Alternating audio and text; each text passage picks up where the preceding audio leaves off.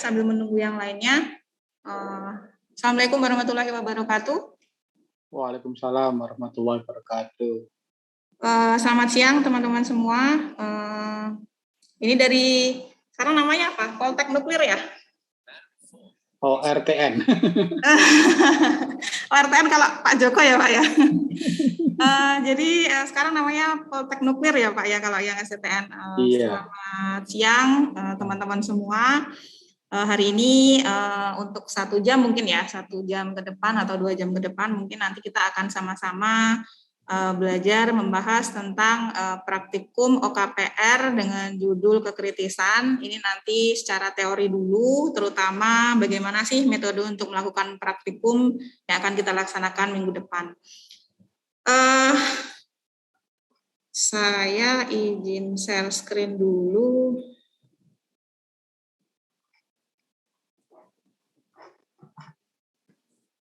Terlihat ya teman-teman? Ya, terlihat Bu. Kasih konfirmasinya. Nah,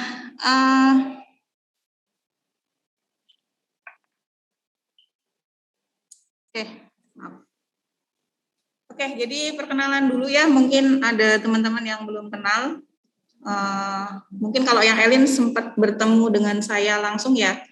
Rifki sama siapa itu yang kemarin ya, ada 2 dari Elin tuh karena sempat Arfiani. praktikum. Arfiani, karena sempat praktikum SIK secara offline. Perkenalkan, nama saya Nadira Trinur Aufani. Kalau dulu namanya PSTA ya, tapi bersamaan dengan berubahnya negara api menyerang. Kita berubah karena di PRTA itu sekarang namanya PRTA ya teman-teman, untuk PSTA ganti jadi PRTA, sedangkan untuk reaktor Kartini dulu sebenarnya masuk bidang reaktor. Sekarang kita ikut di bawah Direktorat Pengelolaan Fasilitas Ketenaga Nukliran atau DPFK, jadi terpisah dengan PRTA sebenarnya. Jadi saya saat ini ada di merupakan staf bidang reaktor, kelompok reaktor di DPFK. Seperti itu, jadi hari ini seperti yang saya tadi buka akan menjelaskan prosedur eksperimen untuk kekritisan. Jadi nanti kita akan belajar bareng, diskusi. Jika nanti ada pertanyaan bisa langsung mungkin raise hand atau langsung mungkin di sela. Nanti mungkin kalau saya mau memberikan pertanyaan, mungkin teman-teman nanti kalau ada yang bisa menjawab nanti akan kita record namanya. Nanti akan ada penambahan nilai untuk penilaian di akhir semester. Seperti itu. Kita mulai saja untuk latar belakangnya. Sebenarnya kenapa sih kita harus melakukan kekritisan itu? Kekritisan itu apa sih? Gitu. Kenapa harus dilakukan gitu? Jadi teman-teman nanti sebenarnya tujuan akhirnya adalah kita nanti akan mencari masa kritis dari reaktor Kartini. Jalan sendiri. Masa kritis dari reaktor Kartini. Kenapa sih? Apa sih masa kritis itu? Kita sama-sama belajar ya. Masa kritis adalah masa minimum yang dibutuhkan dalam reaktor untuk dia bisa mencapai suatu kekritisan. Dengan catatan bahwa tidak ada sumber neutron dari luar. Itu kalau secara general pembahas artinya ya teman-teman. Nah, kenapa sih sebenarnya harus dilakukan? Karena itu adalah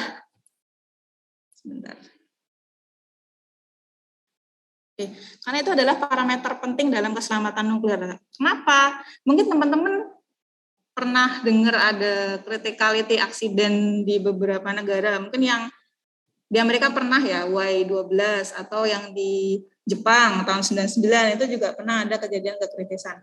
Kenapa sih itu bisa terjadi? Kalau di reaktor itu sangat penting karena akan dilakukan ketika dia akan commissioning, dia akan kritis pertama kali, itu kita harus memperkirakan berapa banyak sih massa bahan bakar yang diperlukan supaya nanti reaktor ini kritis. Jadi itu adalah salah satu parameter keselamatan ya. Kalau misalnya masanya kurang berarti dia nggak akan bisa kritis. Kalau masanya kelebihan juga nanti akan super kritis, itu juga akan menjadi bahaya. Itulah kenapa di sini kita perhitungan masa kritis itu untuk menjamin keselamatan operasi serta optimalisasi utilisasi reaktor. Maksudnya gimana? Jadi gini teman-teman, kalau misalnya nih reaktor Kartini saat ini kan 100 kW ya dayanya ya, daya maksimal ya. Kalau misalnya dengan 100 kW itu kita pasti sudah pernah memperhitungkan bahwa masa kritisnya adalah sekian kilogram misalnya. Nah, dengan tahu kita masa kritisnya sekian kilogram itu, berarti kita bisa memperkirakan dengan pemakaian reaktor yang misalnya dalam 1 tahun berapa jam, dan burn up-nya akan berkurang dalam 1 tahun itu berapa persen, berarti kita bisa memperkirakan umur pakai dari reaktor itu sendiri. Jadi untuk utilisasi reaktor akan semakin optimal. Seperti itu. Nah, kemudian apa sih sebenarnya manfaatnya? Kenapa sih kita harus cari masa kritisnya reaktor? Nah, manfaatnya kita yang pertama adalah dapat mempunyai pengetahuan tentang produksi populasi neutron dan tingkat kekritisan reaktor. Oh, jalan sendiri sih. Oke. Pengetahuan tentang produksi populasi neutron dan tingkat kekritisan reaktor. Jadi nanti di sini akan kita coba jelaskan gimana sih sebenarnya produksi neutron itu kalau terjadi di reaktor. Mungkin teman-teman sudah tahu ya, dapat pelajaran kinetika reaktor yang teori nggak? Dapat ya harusnya ya? Dapat Bu. Siapa yang ngajar? Pak Syarif. Pak Syarif. Triwulan. Nah, itu nanti sebenarnya kaitannya juga sangat terkait gitu teman-teman. Jadi gimana sih sebenarnya kalau aktualnya produksi populasi neutron di reaktor itu, dan gimana sih tingkat kekritisan reaktor itu apa aja gitu. Nanti kita akan dapat manfaat dari situ. Kemudian mempunyai pengetahuan dalam prinsip pengukuran masa kritis reaktor Kartini. Nah, ini pengukuran masa kritis. Sebenarnya kalau pengukuran, ini aku cerita dulu ya teman-teman ya. Jadi sebenarnya kalau kita mau bangun reaktor misal, itu tuh sebenarnya enggak terus tiba-tiba kita, pokoknya aku mau bangun reaktor dasarnya sekian, pokoknya aku kasih bahan bakar beratnya sekian, uraniumnya persentase pengayaannya sekian. Enggak bisa seperti itu. Jadi sebelumnya harus ada kajian, harus ada mungkin simulasi, nanti ada dengan kode-kode tertentu, kita simulasikan dulu sebenarnya kalau dengan kita pingin daya sekian, butuh masa kritisnya berapa sih? Jadi sebenarnya sebelum commissioning itu pun kita harus dalam tahap desain tuh udah harus dihitung dulu. Dan dari hitung itu simulasi itu kita kan bisa memperkirakan ya, itu kan hanya perkiraan dalam tanda kutip. Nah, nanti yang akan kita lakukan ini sebenarnya adalah langsung prakteknya teman-teman. Jadi aman yang jelas karena sudah dihitung sebelumnya. Jadi kita sudah memperhitungkan dalam praktikum ini, nanti kira-kira teman-teman akan bisa memperoleh berapa sih masa kritis reaktor gitu. Jadi nanti kita tahu gimana cara prinsip pengukurannya itu seperti apa. Itu yang kedua. Kemudian tentu main point di sini adalah memperkirakan masa kritis. Ya, jadi nanti dari percobaan ini kita bisa tahu minimal berapa gram sih, berapa kilo sih reaktor Kartini itu supaya bisa mencapai kritis. Itu. Kemudian tujuan pembelajarannya sendiri, yang pertama untuk hasil belajar, melakukan pengukuran dan analisis salah satu parameter fisika reaktor. Ini jelas ya, ini nanti kaitannya dengan masa kritis. Kemudian indikator hasil belajarnya menjelaskan 3 kondisi kekritisan reaktor. Ini ya kata kuncinya, 3 kondisi kekritisan reaktor dan menghitung masa kritis reaktor Kartini. Oke, kemudian untuk pokok bahasanya sendiri ada 4 teman-teman. Jadi yang pertama adalah kondisi kekritisan reaktor dan faktor yang mempengaruhinya. Yang saya bilang tadi, kekritisan reaktor kondisinya ada berapa sih? 3 tadi ya. Ya kejawab deh. 3 kondisi kekritisan reaktor dan faktor yang mempengaruhinya. Kemudian yang kedua, metodologi dalam pengukuran masa kritis reaktor secara aman dan selamat. Jadi kita meskipun kita adalah reaktor paling kecil, teman-teman, meskipun tujuannya ini untuk, namanya TRIGA ya, Training Research Isotope General Atomic by General Atomic, jadi untuk training tetap mengedepankan keamanan dan keselamatan. Maka dalam praktikum ini, gimana sih caranya supaya praktikum kita itu aman? Nanti akan kita bahas. Kemudian peralatan dan fasilitas yang digunakan dalam eksperimen, itu jelas ya. Kemudian yang keempat, prosedur praktikum pengukuran masa kritis. Nanti akan kita jelaskan. Nah, sebelum saya next slide, ada yang bisa jelasin dulu nggak? Sebenarnya kapan sih kita bisa bilang bahwa reaktor itu udah kritis? Ada yang bisa jawab? Nanti tak catat namanya. Kapan sih reaktor dikatakan kritis? Saat mendekati angka 1. Ini siapa ini yang bicara? Mas Murah. Mas Murah, gimana Mas? Dia mendekati angka 1. Apanya yang mendekati angka 1?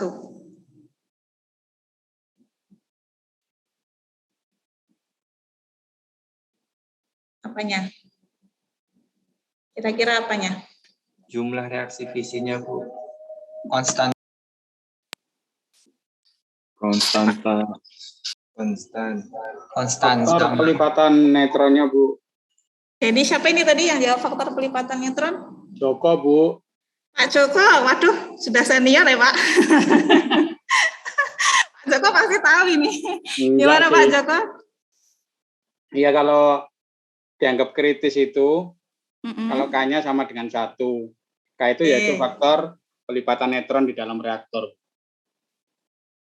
Jadi kalau di next slide benar ya Pak Joko ya. Ini ya terima kasih Pak. Terima kasih teman-teman sudah bantu menjawab. Jadi kalau kita bahas sebenarnya gimana sih? Ini bagian yang sangat umum ya. Teman-teman pasti sudah sering banget melihat ini. Masuk-masuk di bukan STN ya sekarang. Poltek nuklir pasti udah langsung hafal lah dengan gambar-gambar ini. Skema reaksi fisi pada reaktor. Jadi kalau saya mau jelaskan lagi, jadi gini teman-teman. Kapan sih sebenarnya dibilang kritis? Nih, ada tadi benar Pak Joko bilang faktor K-nya itu adalah 1, yaitu perbandingan jumlah neutron pada suatu generasi terhadap jumlah neutron pada generasi sebelumnya itu adalah sama. Jadi dengan catatan tanpa sumber neutron dari luar. Jadi maksudnya gimana sih? Jadi maksudnya gini teman-teman. Misalnya, saya cerita nih. Ini saya cerita, jangan disambi tidur ya teman-teman. Ini jam-jam rawan ya. Saya juga ngantuk. Nah, jadi gini, misalnya teman-teman. Jadi kalau di reaktor Kartini, itu ada yang namanya sumber neutron. Kalau kita sebutnya sumber neutron isotopik ya. Jadi dia produksi isotop, dia AMBE. Nah, amerisium, berilium. Jadi dari sumber neutron ini kan dia akan menghasilkan neutron.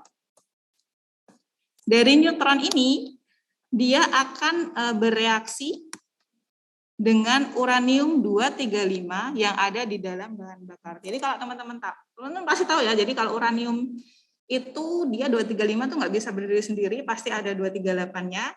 Jadi neutron yang disebut reaksi fisi itu neutron dari sumber neutron, kalau di reaktor Kartini itu AMBE, itu akan terserap masuk ke dalam uranium 235.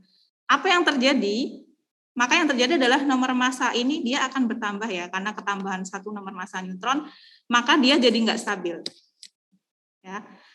Dari nukleus yang tidak stabil ini, kalau di sini digambarkan dia akan memecah menjadi 2 jenis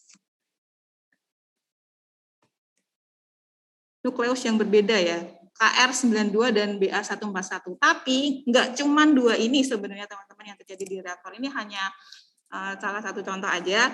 Selain menghasilkan 2, dia akan timbul energi dan mengeluarkan neutron-neutron yang lain. Kalau dalam bagian ini ada ini ada 3 ya. Ada 3 neutron dari awalan 1. Nah, kalau dari awalan 1,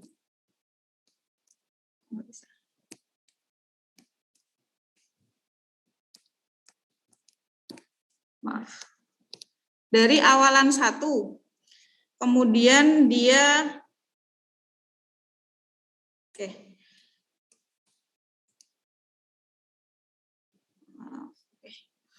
Dia awalnya 1, kemudian dia di sini jadi 3. Kira-kira ini masuk dalam tahap apa nih teman-teman? Tadi kan udah ada kritis ya. Kritis itu K efektif sama dengan 1. Artinya perbandingan jumlah neutron pada satu generasi terhadap generasi sebelumnya itu adalah sama, itu disebut dengan kritis. Sekarang kalau misalnya ada setelah dia menumbuh masuk ke dalam uranium, dia ada 3 neutron, sedangkan generasi sebelumnya 1, itu disebut kondisi apa ya? Ada yang bisa jawab? Kritis, Bu. Kritis. Super kritis. Oke, superkritis benar ya.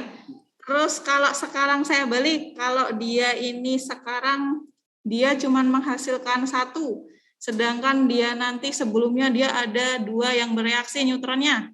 Subkritis. Subkritis, gitu ya teman-teman. Jadi itulah yang dimaksud dengan 3 kondisi yang tadi ini. Nah, kondisi kekritisan reaktor itu ada 3, yaitu superkritis, subkritis, dan kritis. Nah, bagaimana sih sebenarnya mekanisme pengendaliannya?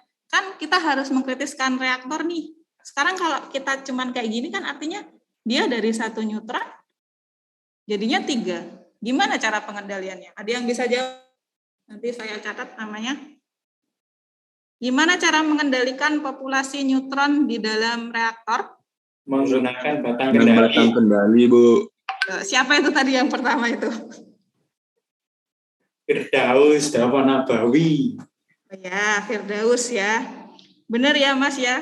Kalau di reaktor Kartini, kemarin kan udah praktikum banyak ya. Batang kendalinya ada berapa? Ada 3. 3. Benar sekali ya. Jadi ada 3 batang kendali itu. Di reaktor Kartini, bahan dari batang kendali itu adalah B4C. B4C, boron karbida. Jadi ketika ada suatu neutron yang bereaksi masuk menyerap ke dalam U235, kemudian dia tidak stabil dan menghasilkan neutron lain, ketika kita ingin mengkritiskan, berarti tinggal kita, kalau dia kelebihan ya teman-teman, ketika dia kelebihan neutron, berarti batang kendali tinggal kita turunkan aja. Gitu. Jadi prinsipnya seperti itu. Jadi nanti 1 sama dengan 1, jadi dia akan kritis. Itu. Nah, tapi dalam artian itu adalah tanpa sumber neutron dari luar. Kalau ini tadi adalah saya bilang dari AMBE ya, teman-teman ya. Dari AMBE. Tapi yang dibilang kritis itu ketika dia bukan dari sumber neutron. Jadi ketika dia dari generasi sebelumnya, dia kembali lagi ke sini, kemudian dia menumbuk lagi, jadi dia akan keluar lagi, dan hasil dari populasi saat itu dengan sebelumnya itu adalah sama, itu disebut kritis. Jadi tidak termasuk dari sumber neutron luar. Itu yang disebut kenapa di sini ada istilah tanpa sumber neutron dari luar. Makanya dibilang reaksi berantai. Jadi tanpa ada sumber neutron dari luar pun dia akan bisa langsung melipat gandakan dan populasinya itu adalah sama. Seperti itu ya. Ini cukup sederhana. Sudah paham semua teman-teman. Kemudian selanjutnya untuk spesifikasi bahan bakar reaktor Kartini. Nah, kita kan sebenarnya ingin menghitung nih, berapa sih masa kritis di reaktor Kartini gitu. Saya jelaskan dulu. Jadi kita kan tipenya Triga. Jadi untuk tipe reaktor Triga itu bahan bakarnya seperti ini, teman-teman. Dia bentuknya adalah silinder. Jadi ini kalau dibuka, ini claddingnya ya, cladding itu cover lah ya. Ini kalau dibuka dalamnya ini ada ini. Ada 3, ini 3 ya.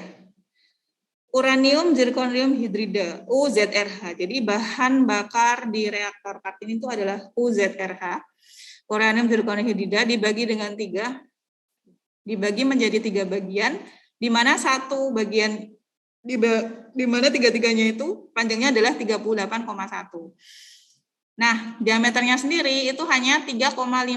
Bayangan ya teman-teman, itu sebenarnya kecil. Kalau teman-teman bayangin panjang totalnya aja cuma 75 cm gitu. Nggak ada 1 meter. Nah, Sedangkan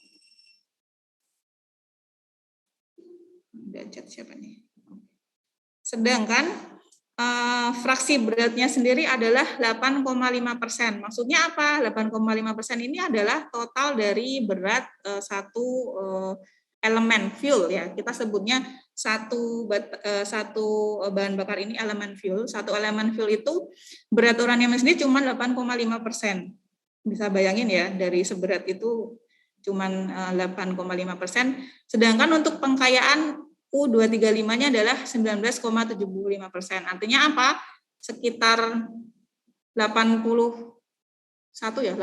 sekian persen itu adalah U238. Nah, kalau teman-teman lihat di sini dalam uranium zirconium hidridnya sendiri, dia ada grafit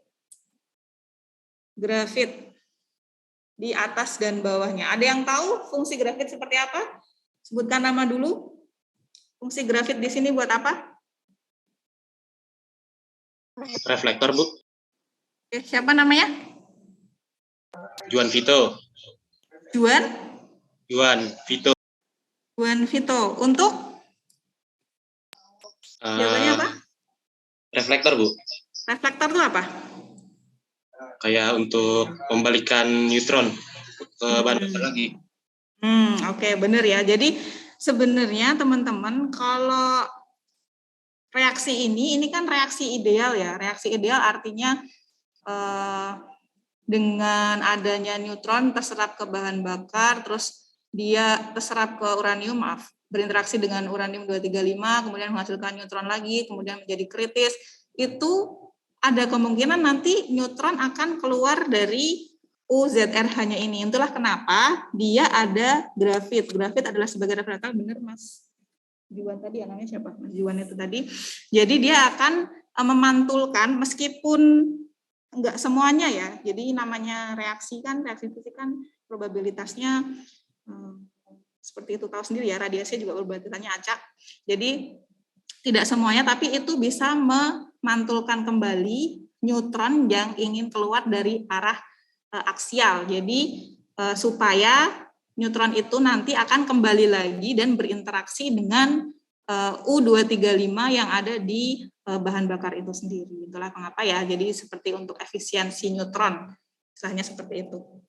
Nah, di sini juga ada zirconium rodnya dan molybdenum disk. Jadi itu lebih ke arah, kalau zirconium itu lebih ke arah untuk reaktivitas negatif ya. Kemarin sudah praktikum kan ya, reaktivitas negatif. Dibilang bahwa bahan bakar reaktor tuh punya ketahanan sendiri karena dia bisa mempunyai reaktivitas negatif. Nah itu berkat adanya zirconium rod itu juga, itu termasuk ya teman-teman. Oke. Kemudian untuk claddingnya sendiri ini menggunakan stainless steel. Ya, stainless steel.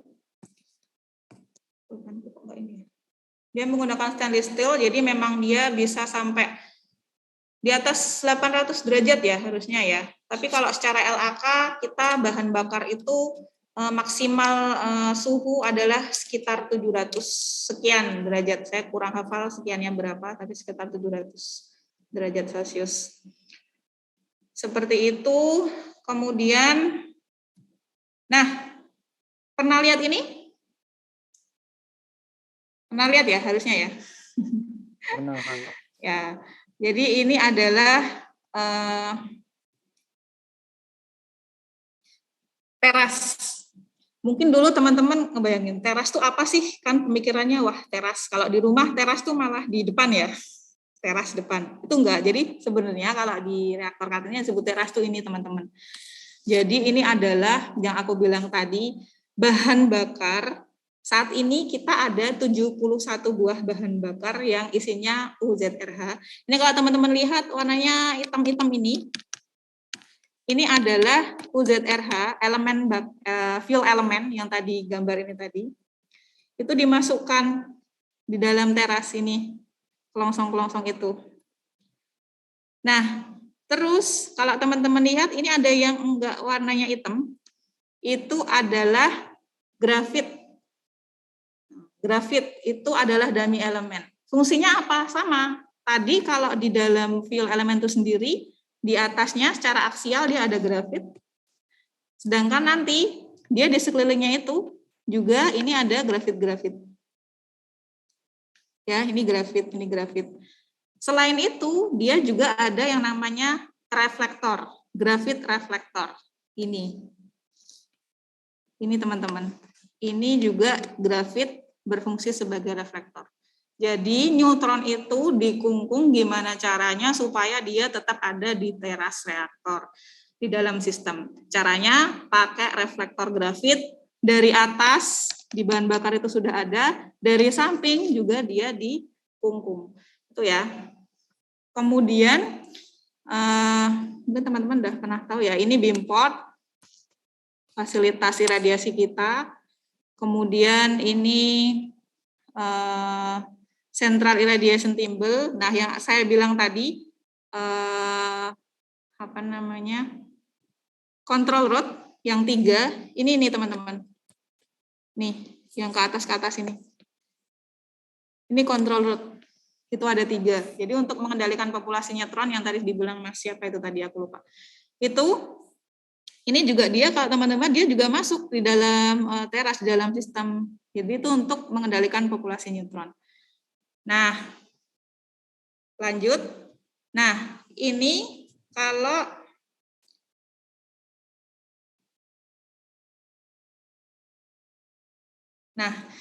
ini teman-teman kalau kita potong reaktornya dari atas, itu adalah seperti ini ya. Jadi yang disebut teras itu ternyata di bawah sini. Itu teman-teman tuh kameranya dia ada di sini. Jadi dia motretnya dari sini. Teras itu ada di sini. Bahan bakar itu tadi dia ada di sini. Kalau kita potong kayak gini, atasnya kayak gini teman-teman. Itu ya. Nah, yang dibilang konfigurasi teras itu kenapa? Sangat penting juga karena itu nanti untuk mencapai kekritisan itu juga memperhitungkan konfigurasi teras. Kenapa? Karena tiap fuel elemen itu dia kan punya massa sendiri-sendiri ya. Maksudnya kalau dari fuel elemen langsung dari GA sendiri, general atomik sendiri, pasti dia akan sama. Tapi setelah beriring berjalannya waktu, ini ibarat sumbu kompor teman-teman. Kalau di tengah bisa jadi dia lebih banyak terbakar. Ini kan disebut dengan ring ya kalau di kita ya. Ini yang tengah ini ring A, B, C, D, E, F. Gitu. Jadi berurutan dari dalam keluar ring A sampai ring F. Nah, itu memperhitungkan untuk massa kritis. Artinya apa? Dari elemen-elemen bakar ini nanti kan punya massa masing-masing ya. Massa uranium sendiri-sendiri ya, massa U235 sendiri-sendiri ya di dalam tiap elemen fuel itu. Nah, nanti itu yang akan kita praktikumkan. Nanti kita jelaskan setelah ini. Nah, selain itu yang saya bilang tadi, batang kendali ini yang ini ya teman-teman, dia ada di ring berapa nih? A, B, C ya, ada ring C sama ring E, ada 3. Kemudian yang bilang sumber neutron AMBE, ini yang hijau ini, dan ini grafit. Dan ini teman-teman yang namanya irradiation facilities, ini namanya pneumatic transfer system. Mungkin besok setelah ini ya ada flux neutron. Nah nanti itu sampel yang teman-teman akan kirim tuh nanti akan ada di sini. Itu ya. Oke, ini konfigurasi terasnya sendiri. Kemudian, nah sebenarnya faktor-faktor apa aja sih yang mempengaruhi kekritisan? Wah, mumet ragoy. Tulisan Pak ya, tulisan aja ya. Oke, kita bahas satu-satu. Jadi tadi kan sudah dibahas ya K efektif. K efektif itu akan bernilai kritis adalah ketika dia bernilai 1. Nah, dia itu juga ada faktor yang namanya pembelahan cepat. Pembelahan cepat itu apa sih teman-teman? Pembelahan cepat itu adalah perbandingan antara jumlah total neutron hasil pembelahan thermal U235 dan hasil pembelahan cepat U238 dengan jumlah hasil pembelahan thermal U235. Bingung ya? Bingung. Nah, nanti setelah ini kita jelaskan step by step-nya. Ini kita pahami dulu. Epsilon adalah pembelahan cepat, gitu ya. Kemudian eta adalah reproduksi, yaitu faktor perbandingan jumlah rata-rata neutron hasil pembelahan dengan neutron yang diserap oleh bahan bakar. Kemudian P adalah kebolehjadian bebas resonansi, yaitu fraksi neutron yang selama mengalami perlambatan tidak diserap pada daerah resonansi. Step selnya seperti apa nanti akan kita jelaskan setelah ini. Kemudian F, penggunaan termal, yaitu fraksi neutron yang diserap oleh bahan bakar dengan total neutron yang diserap oleh bahan-bahan lain. Sedangkan PF adalah kebolehjadian tidak bocor untuk neutron cepat, dan PT adalah kebolehjadian tidak bocor untuk neutron termal. Kalau dijelaskan step by step, seperti ini teman-teman. Jadi kalau yang teman-teman lihat ini adalah reaksi sederhana ya, reaksi sederhana yang biasa kita baca di buku-buku fisika reaktor. Tapi kalau di dalam reaktornya sendiri sebenarnya seperti ini teman-teman. Siklus neutronnya tuh seperti ini. Jadi yang dibilang faktor yang mempengaruhi biasa disebut 6 point faktor ya, 6 point faktor itu. Nah, jadi awalnya ada 1 neutron diserap dalam bahan bakar. Yang aku bilang tadi, 1N keserap di U235. Sebenarnya teman-teman, ketika ada penyerapan itu, yang terjadi adalah neutron cepat. Jadi keluaran dari reaksi neutron pertama, neutron dengan uranium 235 itu menghasilkan neutron cepat. Padahal jika kita ingin melakukan reaksi berantai, itu yang harus direaksikan kembali itu adalah neutron termal. Gitu ya, sudah cukup paham di sini. Nah, karena ini neutron cepat, maka di sini ada faktornya adalah eta dan epsilon. Ya. Jadi faktor reproduksinya dan faktor pembelahan cepat. Itu ya. Nah, gimana caranya supaya neutron cepat ini kita ubah menjadi neutron termal? Itulah gunanya moderator. Kalau di reaktor Kartini ada yang tahu moderatornya apa? Air. Air biasa. Benar. Jadi kalau di reaktor Kartini untuk memoderasi neutron cepat itu kita gunakan air gitu ya. Tetapi dalam kenyataannya ketika neutron cepat ini ada di dalam satu siklus, dia pasti ada yang bocor gitu teman-teman. Nggak mungkin 100% reaktor yang terserap, kemudian timbul neutron cepat, semuanya akan berubah menjadi neutron termal, itu pasti tidak mungkin. Karena pasti akan ada neutron yang bocor sebagai neutron cepat. Itulah mengapa ada di sini kalau sebelumnya eta dan epsilon itu ada 1 dikurangi PF. PF di sini adalah kebolehjadian tidak bocor untuk neutron cepat. Gitu ya. Tambah lagi 1 ya kan. Tadi kan hanya eta sama reproduksi. Sekarang ada faktor lain. Tambah lagi 1. Nah, neutron cepat dalam reaktor itu sendiri nanti kalau misalnya dia tidak bocor berarti kan dia tidak dikurangin ya. Teman-teman ya. Jadi dia ada eta, epsilon, dan PF. Gitu. Nah, sedangkan ketika neutron cepat ini berubah termoderasi menjadi neutron termal, dia akan mengalami termalisasi. Namun dalam artian ketika mengalami termalisasi ini pasti akan ada neutron cepat yang mengalami serapan resonansi. Gitu ya. Jadi sama sih sebenarnya ini. Enggak semuanya yang tertermalisasi itu pasti akan berubah langsung menjadi neutron termal, pasti akan ada yang mengalami serapan resonansi. Nah, makanya dalam step siklus ini ketambahan lagi nih teman-teman, kebolehjadian bebas resonansi P. Gitu ya, nambah lagi 1. Oke. Nah, ketika dia nanti akan berubah menjadi neutron thermal, pasti ada yang bocor lagi. Kalau yang tadi dia bocor sebagai neutron cepat, ini nanti akan bocor sebagai neutron thermal. Karena itu kita nambah lagi PT, yaitu kebolehjadian tidak bocor untuk neutron thermal. Sedangkan yang nggak bocor, dia nggak akan ada 1 min PT, tapi langsung dikalikan dengan PT. Gitu ya, nambah lagi 1. Oke. Nah, kemudian ketika neutron thermal dalam reaktor ini, dia akan terserap. Dia akan diserap dalam bahan bakar. Diserap dalam bahan bakar gimana caranya? Pasti akan ada faktor lagi. Ya, faktor apa? Penggunaan thermal. Karena dia udah berubah jadi neutron thermal ya. Pasti akan ada neutron thermal yang diserap dalam bahan lain. Artinya apa teman-teman?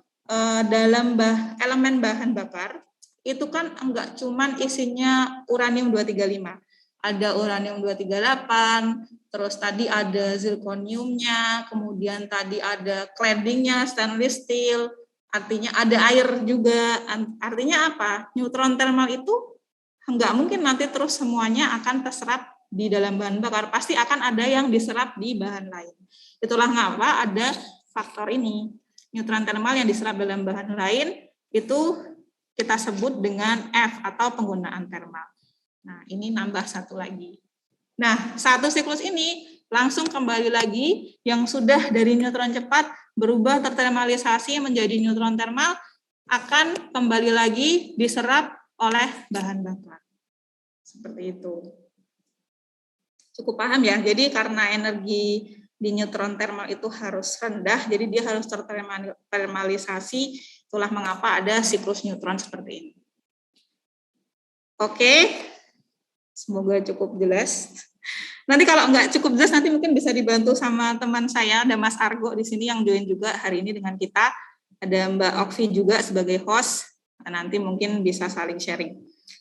Oke, kemudian, nah, gimana sih sebenarnya metodologi perhitungan massa kritis? Gimana sih caranya? Apakah ditimbang satu-satu? Enggak ya. Nah, gimana sih caranya sebenarnya menghitung massa kritis di reaktor, khususnya di reaktor Kartini? Kalau ini saya jelaskan dulu secara general ya, di perhitungan massa kritis. Bisa dengan pengamatan. Jadi, tadi saya udah pernah saya bilang, sebenarnya bisa juga dengan simulasi.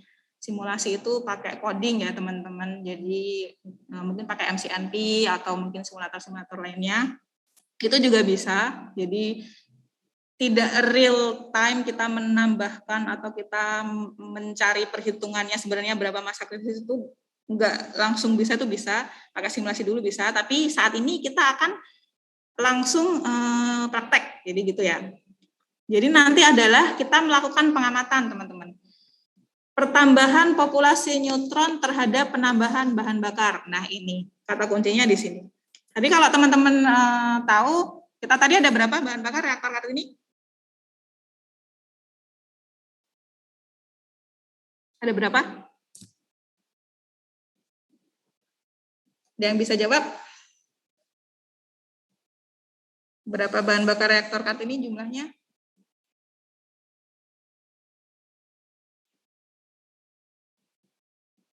tujuh puluh. Plus 1. Oh ya. Kurang dikit aja ya. Jadi kita ada 71 ya, 71 bahan bakar saat ini ya teman-teman. Itu nanti kita akan mencari gimana sih pertambahan populasi neutron terhadap penambahan bahan bakar. Artinya ketika penambahan bahan bakar itu maka akan linear dengan penambahan nilai K efektif. Artinya apa? Ketika kita memasukkan suatu sumber neutron ke dalam teras, itu nanti akan menghasilkan populasi neutron sejumlah K efektif kali S, itu untuk generasi pertama.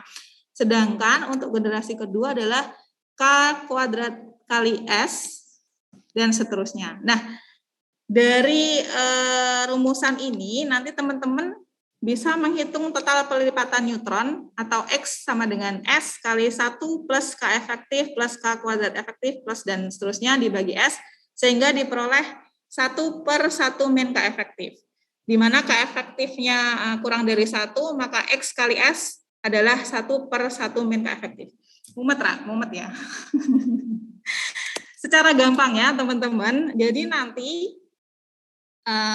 kalau kita cacah dengan detektor, ya, seiring dengan penambahan bakar itu, maka kan akan diperoleh C sama dengan F kali X kali S, atau nanti kalau kita balik, seper C-nya adalah 1 min K efektif per F kali S, di mana F adalah fraksi neutron tercacah, dan saat reaktor kritis, tadi kan K efektifnya 1 ya, jadi kalau ini 1 min 1 per F kali S. Artinya apa? Maka 1 per C-nya adalah 0.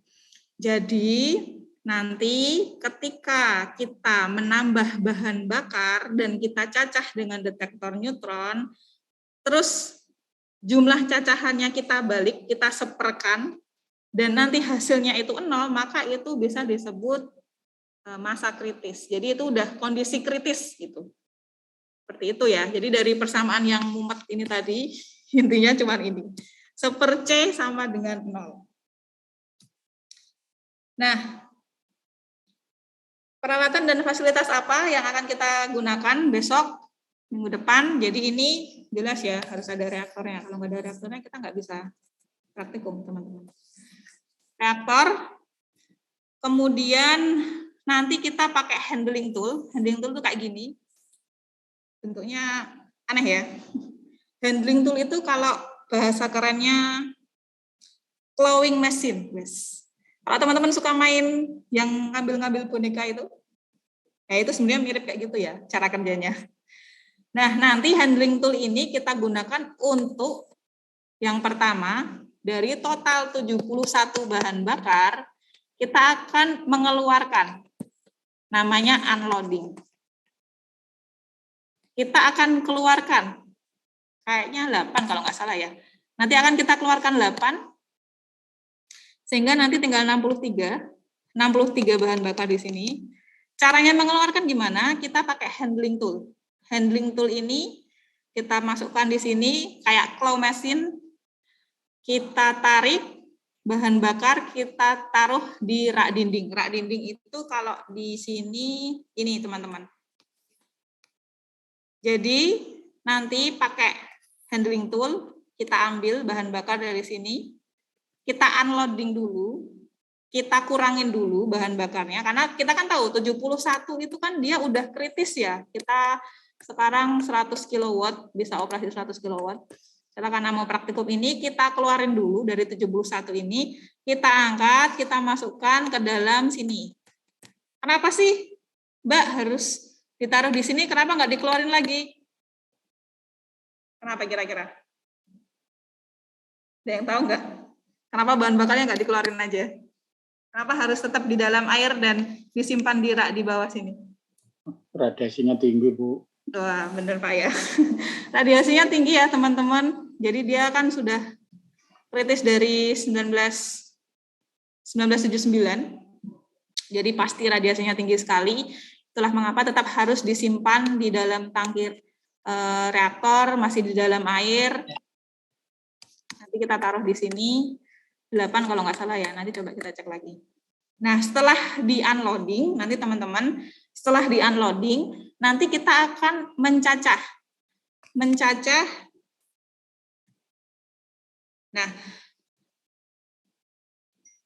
Nah, nanti kita akan mencacah. Jadi ini kan bahan bakar tadi udah diambil ya.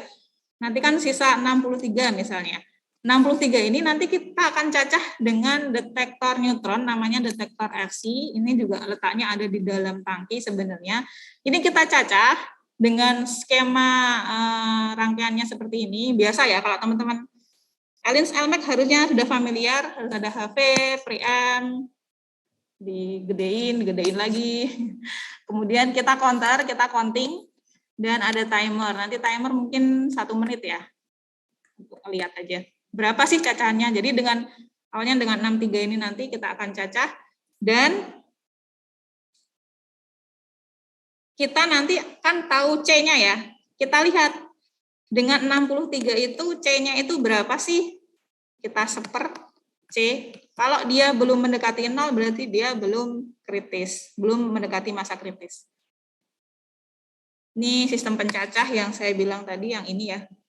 Nah, itu seperti itu. Nah, gimana sih sebenarnya secara realnya? Ini seperti ini teman-teman. Oh ya benar 8 ya. Jadi kita akan unloading dulu. Dari 71 kita ambil 8 berarti masih 63 ya. Dari 63 atur seluruh batang kendali fully up, kemudian cacah dengan detektor FC sebanyak 3 kali. Ada yang tahu nggak kenapa sih kita harus memfully up-kan semua batang kendali?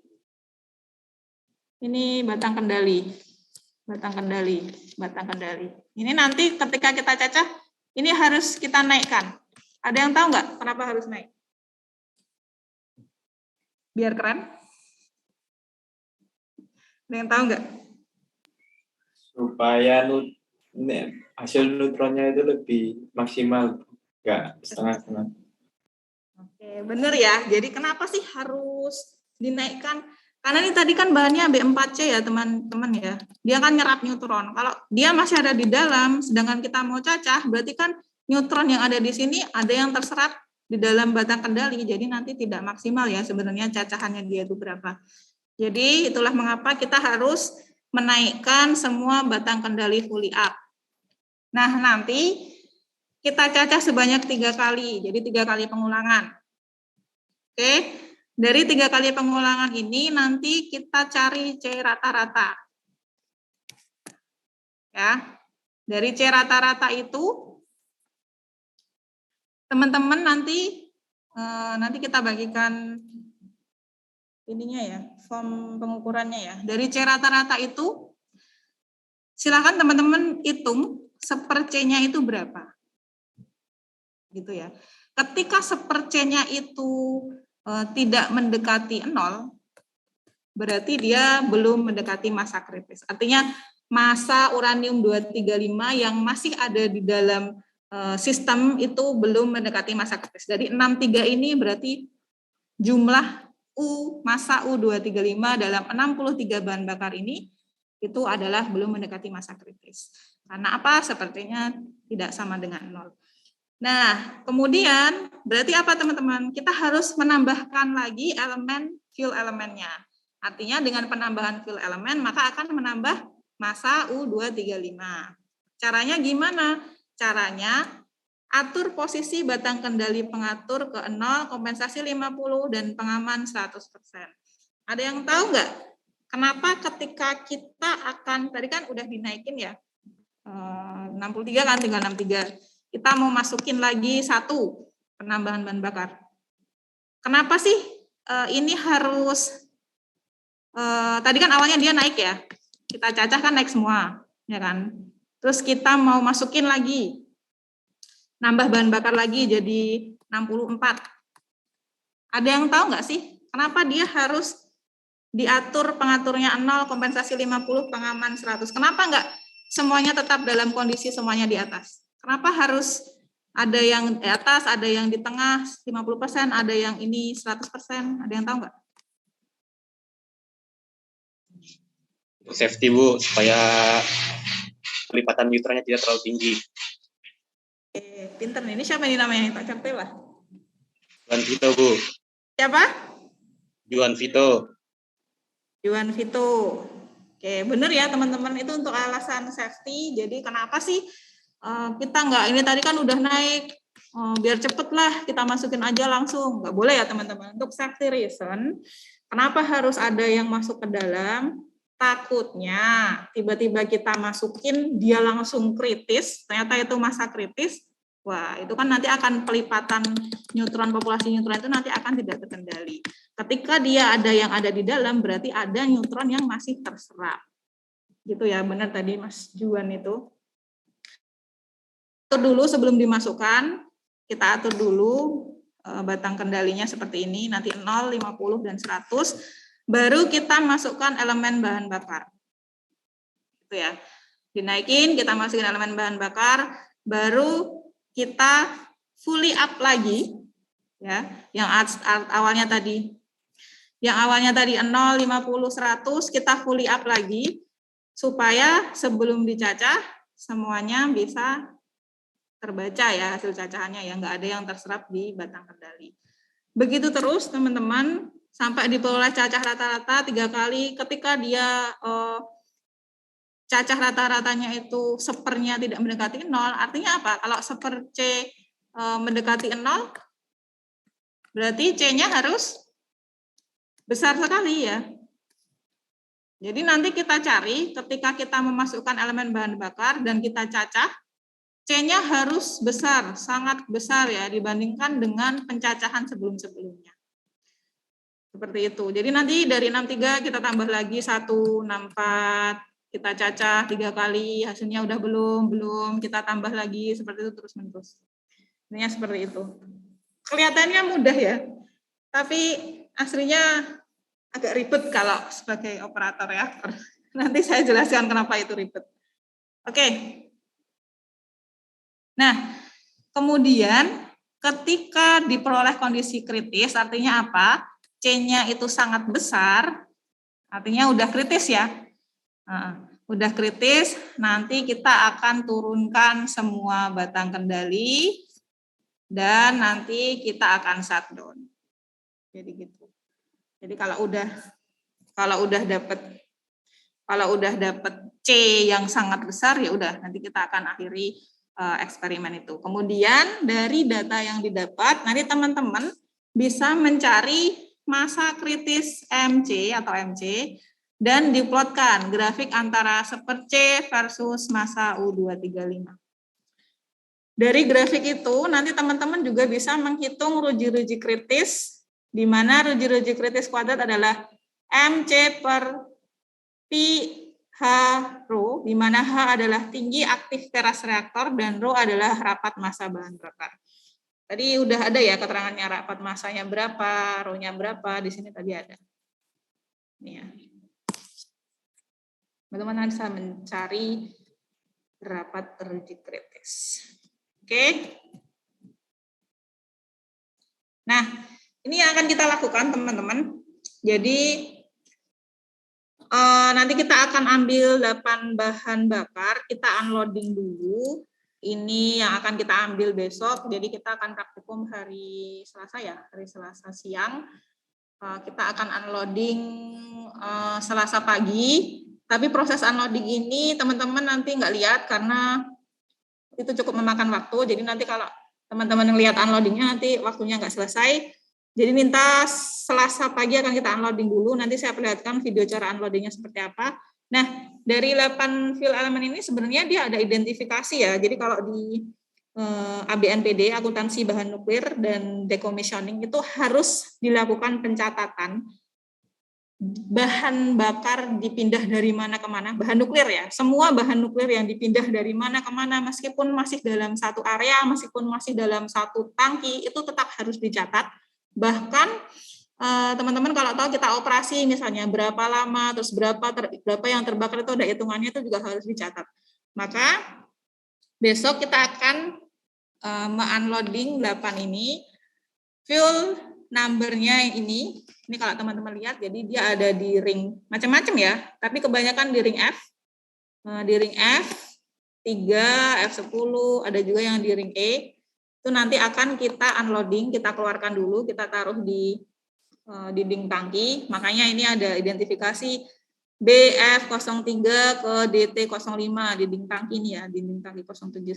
Diidentifikasi dari teman-teman. Ibu, gimana? Nanya dikit, Bu.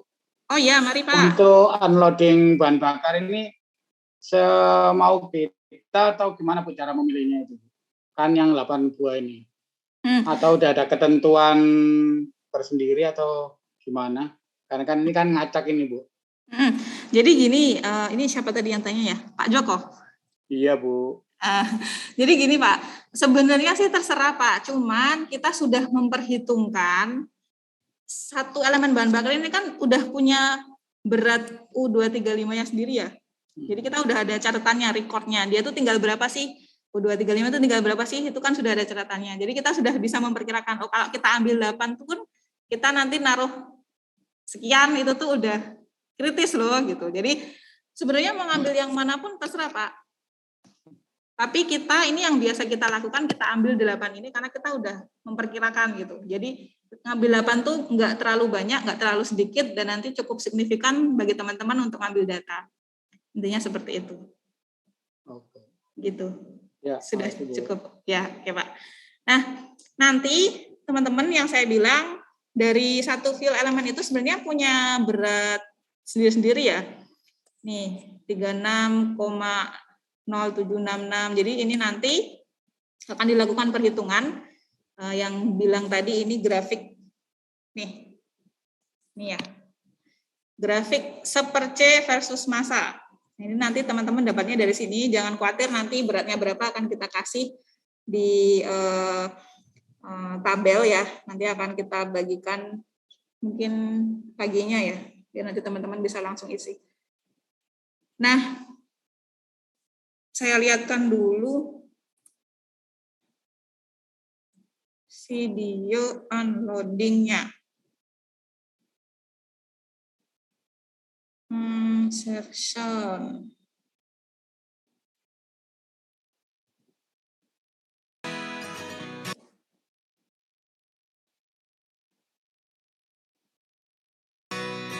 Kelihatan ya teman-teman? Kelihatan, Bu. Oke, jadi ini video unloading. Gimana sih caranya? Kita perlihatkan videonya saja karena nanti akan tidak cukup waktunya kalau harus dilakukan pas jam praktikum. Kita ada briefing dulu dan nanti juga dilakukan persiapan.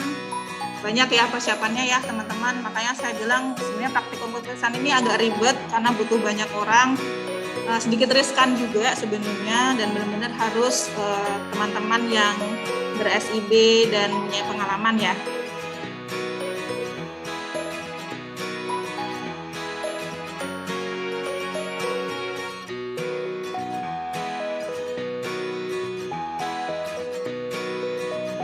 Semoga nggak putus-putus ya videonya ya. Oke, ini yang pertama yang saya bilang, handling tool. Nah, itu bentuknya hanya seperti tabung apa sih? Kayak selang gitu ya teman-teman ya. Tapi itu sebenarnya prinsip kerjanya hampir mirip sama claw machine. Nah, ini kita cek dulu apakah dia berfungsi, bisa mengunci bahan bakar. Takutnya nanti dia nggak terkunci, nanti malah bisa jatuh, bahaya, riskan. Itulah mengapa kita bilang praktikum ini sedikit beresiko ya. Oke, itu checking alatnya dulu. Nah, ini kita cari yang mana sih sebenarnya yang mau kita ambil. Kita planning dulu nih, ambil yang mana dulu, mau ditaruh di mana dulu, itu harus kita record. Kalau yang nggak biasa, susah ya ini ya. Jujur saya juga pernah sekali, itu aja cuma nyoba di bug shielding. Kalau buat cewek agak berat ya itu. Alatnya aja itu udah berat, apalagi itu. Nah, bayangkan tuh, itu dimasukkan di dalam air dan kita harus bahasa Inggrisnya nyinceng.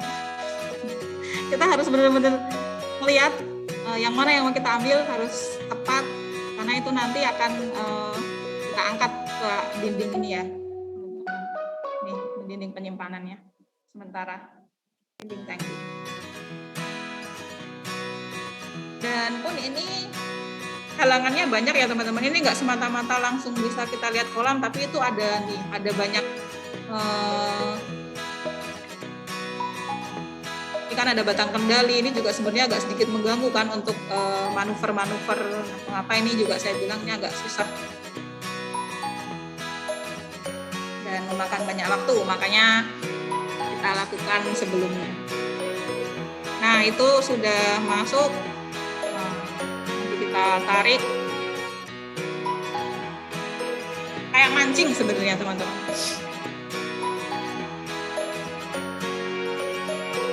Nah, itu udah kita dapat bahan bakarnya, kita unloading, kita taruh dulu sementara. Bahkan tempat penaruhannya pun tuh ada penomorannya sendiri, jangan sampai salah, karena itu sudah terkonfigurasi bahwa reaktor Kartini itu untuk fill elemen number ini tuh ditaruh di ring ini loh, itu kan sudah ada. Kalau nanti kebalik, nah itu bisa pembukuannya bisa kacau ya teman-teman. Jadi memang harus dipastikan dicatat dengan benar. Jangan sampai nanti dikembalikan itu salah. Padahal kelihatannya sama ya, tapi itu beda-beda karena masanya sendiri di dalamnya itu beda-beda. Nah, oke. Handling tool-nya sudah selesai digunakan. Kemudian nanti kalau dari praktikum selanjutnya nanti akan dinaikkan ya, batang kendali dinaikkan dulu. Semua pull up 100%. Nah, pull up-nya itu harus dari RKU. Jadi memang butuh banyak orang, ada yang jadi operator handling tool, ada yang jadi supervisor handling tool, ada yang jadi operator di RKU. Itu harus menaikkan batang kendali semua pull up 100%.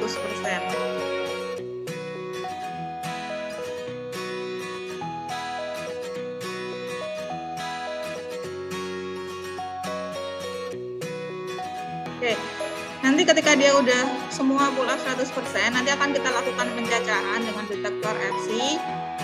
Alatnya ini teman-teman mungkin sudah familiar sekali ya, teman-teman kontak nuklir. Kita cacah, kalau nggak salah 1 menit ya, nanti pengulangan 3 kali. Nah, nanti saya harap teman-teman bisa membantu di sini mengambil data, kemudian sama-sama melakukan pengambilan data.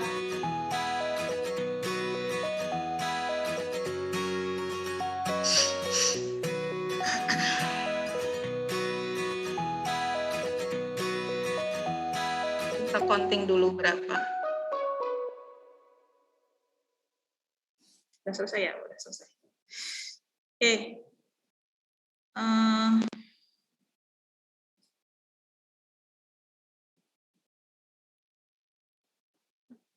Oke. Kayak gitu ya. Jadi teman-teman, jadi kita unloading dulu, besok kita unloading 8. Nanti pas hari H-nya kita baru akan menambahkan satu persatu, kita cacah, tambahkan lagi, kita cacah, kita tambahkan lagi. Nah, contoh kasusnya adalah seperti ini. Nah, ini contoh kasusnya.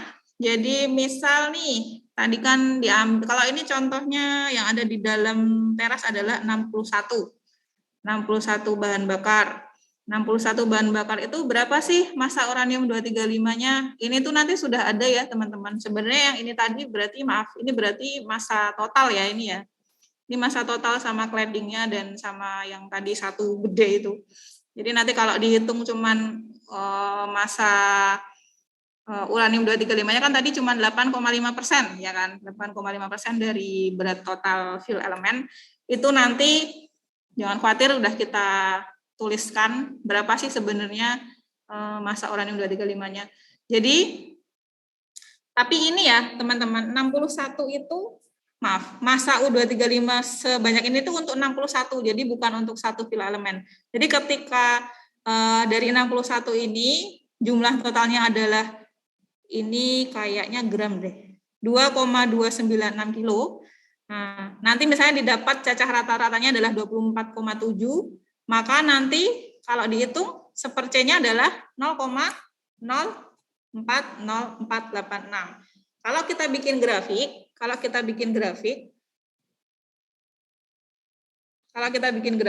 tadi kan apa?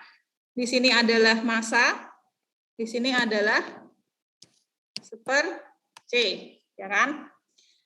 Dibikin grafik dulu teman-teman, jadi massanya berapa? 22 misalnya di sini ya.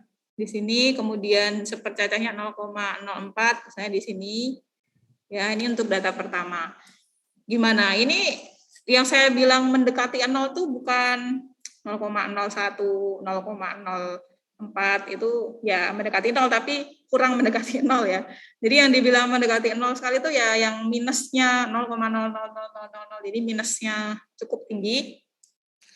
Nah, ini berarti artinya dia belum masa kritis ya, teman-teman. Maka kita tambahkan lagi, kita loading lagi. Kalau ini contohnya di D4, di ring D4. Jadi jumlah totalnya nanti akan menjadi 62 bahan bakar.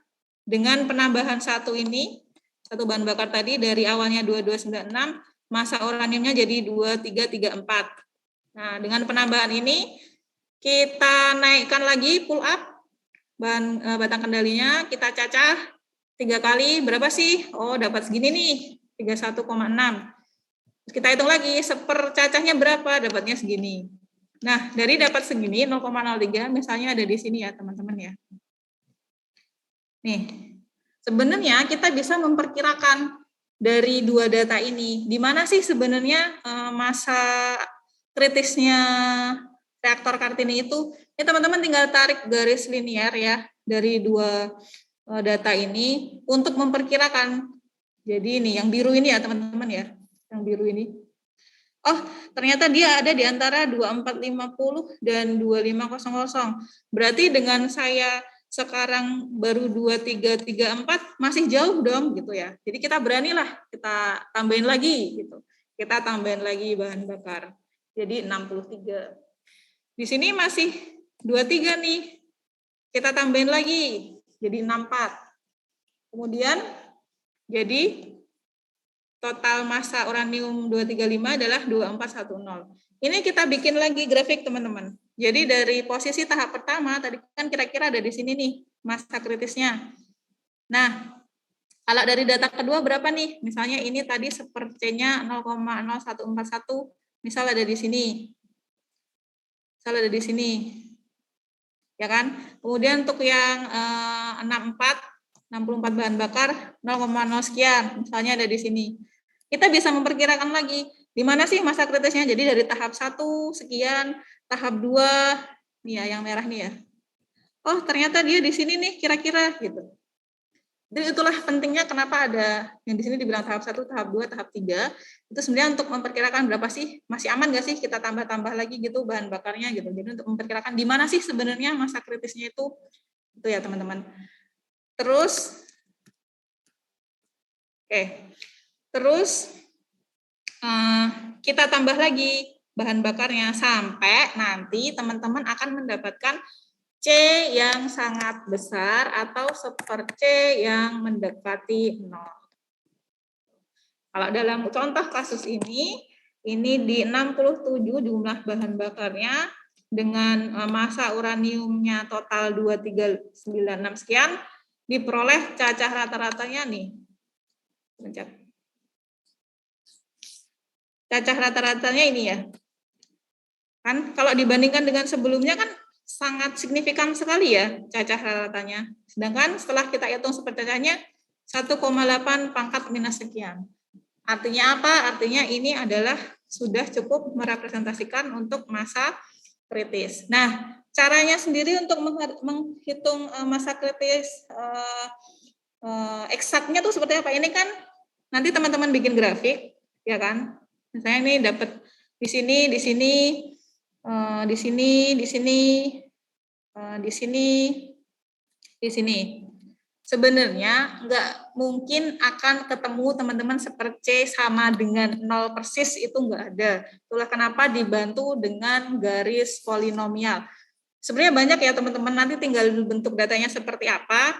Bisa jadi polinomial, bisa jadi linear, nanti tergantung dari data hasil yang teman-teman dapatkan. Jadi dari nilai sepercacah itu dan massa didapat titik-titik, dapat garis, kita bikin trend line, entah polinomial, entah nanti linear, nanti kita coba lihat datanya nanti besok seperti apa.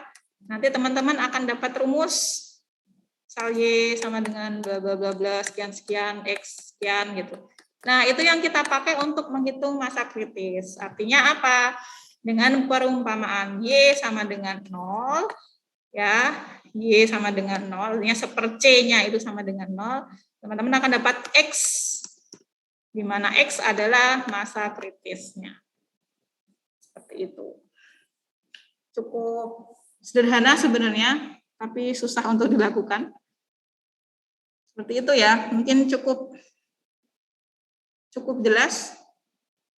Jadi nanti teman-teman, saya sih maunya besok ini ya, aku nggak akan ngasih form yang udah aku isi. Jadi nanti teman-teman saya kasih form kosongan, silahkan nanti ketika mengikuti diisi bareng-bareng.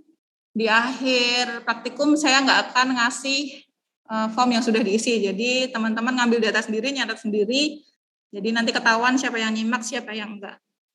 Itu untuk penjelasan praktikumnya. Sebagai tambahan informasi, minggu depan itu teman-teman akan gabung dengan Universitas PGRI. Jadi ada sekitar, aku lupa ya berapa orang ya. PGRI itu UPGRIS itu 10 orang. Lumayan ya, dapat teman 10 orang. Nanti teman-teman akan gabung dengan teman-teman UPGRIS. Iya kan, UPGRIS kan? UPGRIS ya, Mas? Data cek lagi. Aduh, aku Aktivitas mana?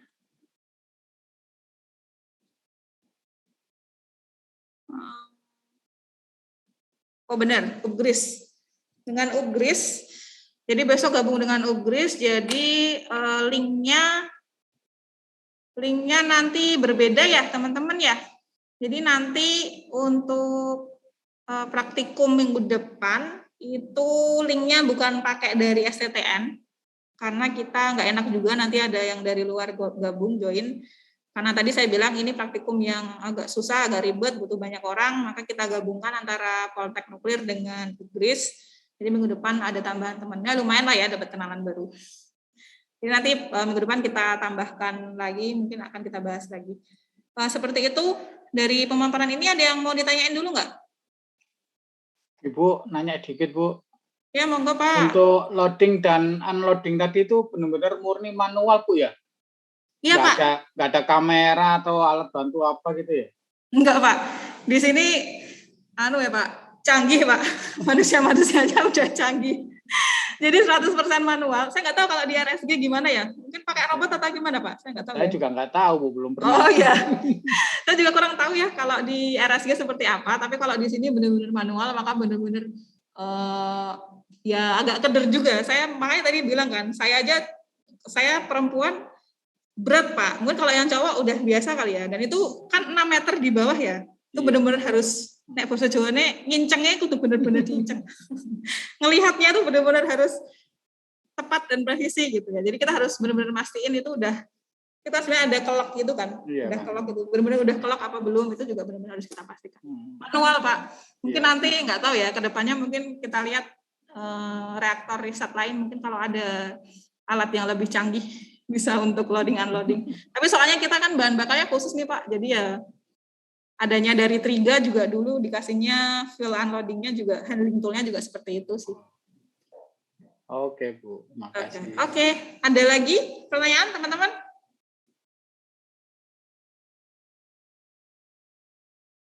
Ngantuk? Jam rawan ini. Jam siang tuh jam rawan. Bu. Ya, monggo. Bu, ini berarti praktikumnya itu sebenarnya kita cuma narik apa? Masa dari itunya aja ya Bu, berarti dari uraniumnya aja Bu. Tujuan akhirnya adalah mencari masa kritis. Masa kritisnya berapa sih? Nah, pakai grafik itu tadi. Caranya gimana supaya bisa bikin grafik itu? Nah, teman-teman harus nyacah. Nah, cacah itu dapat dari mana sih? Cacah itu didapat ketika kita menambahkan fill elemen ke dalam teras sehingga massa di dalam teras itu akan bertambah. Jadi kan awalnya diketahui teras tuh misalnya beratnya sekian uraniumnya. Itu ketika dia diangkat dan dicacah, dia belum kritis nih. Kita tambahin lagi bahan bakar, kita cacah lagi. Nah, nanti dibikin grafik. Dari grafik itu nanti akan didapat rumus. Dari rumus itu nanti untuk menghitung nilai massa kritis. Oh iya Bu, mau nanya, untuk seperti yang mendekati 0, karena kan nggak mungkin 0 itu ada ketentuannya berapa digit nggak Bu ya? Kalau pokoknya, tadi kan minus 6 ya, yang terakhir tadi. Ada ketentuannya nggak ya Bu? Sebenarnya kita ini sih Pak, pokoknya kalau dia udah signifikan banget, kayak tadi kan, berapa kali lipat ini ya? 24 tadi kan. 24. Nih, ini kan dia dari order ratusan, ini udah 100 ribuan kan? 10 kali lipat aja udah lebih gitu. Jadi pokoknya ketika dia cacahnya itu berkali-kali lipat dari sebelumnya, nah itu kita udah, pokoknya ini udah minusnya banyak aja Pak. Kalau udah minusnya banyak aja itu udah bisa kita jadikan data, nanti kita bisa jadikan grafik dan nanti ada rumus untuk trend line-nya. Berarti nanti kan kita dari mahasiswa ini belum tentu sama Bu ya kan masa kritisnya ya? Nanti tergantung ini Pak datanya, makanya saya bilang yang benar-benar memperhatikan, yang benar-benar nyatet, kan nanti cacahnya kan 3 kali. Nah, nanti yang benar-benar nyatet cacahnya yang benar yang mana, terus yang rumusnya yang benar yang mana, bikin grafiknya benar apa enggak gitu. Harusnya ketika cacah rata-ratanya semua datanya sama, grafiknya pasti sama, masanya pasti sama. Tapi kalau ada digit, misalnya teman-teman, ribet cuman 1 angka di belakang koma aja, ya pasti beda banget datanya gitu. Ya. Siap. Oke, Bu. Gitu, Pak. Oke, ada lagi pertanyaan?